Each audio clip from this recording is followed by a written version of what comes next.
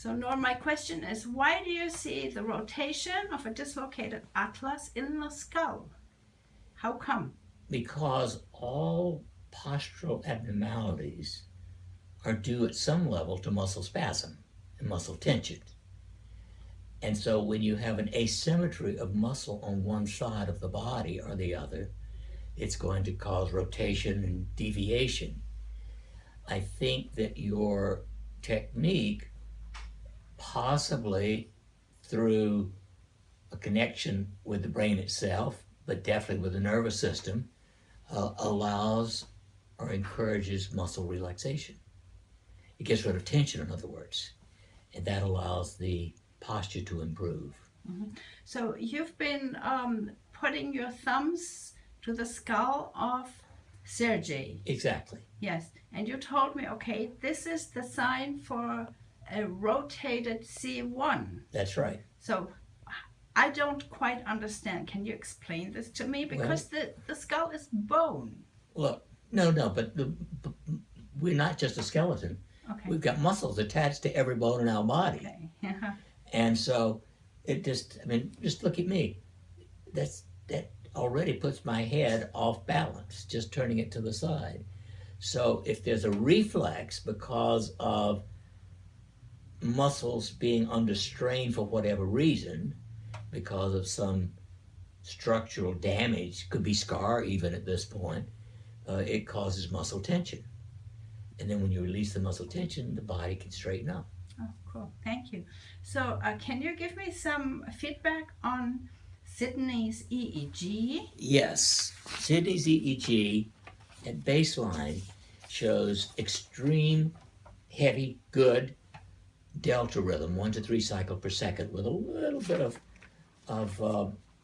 absence in the left central front area. But it also shows a very modest, slight a bit of alpha, which is 8 to 12 cycle activity. That's the level of just relaxation, whereas delta, the 1 to 3, is deep, deep relaxation, almost falling asleep.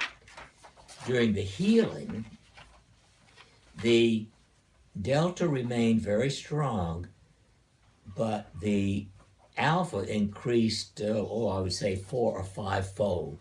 What that means to me is her brain electrically interpreted something as happening, which drew her out of the deep relaxation into awareness. Because she's still relaxed. But it is a physiological change which I consider compatible with an energetic effect from the healing. Yes, and so that was healing without touch. Without touch. Yes, yes. And what do you say to the healing with the touch later? When I touched her head? Yes, I don't have that picture here. Do you remember? It did give a stronger reaction, but I don't remember now. I think it was in the alpha, wasn't it? I'm sorry? It was in the alpha, I guess. Yeah, I think so. I think it was great. Let me see if I got it here on my computer. Yeah. Janice, interesting.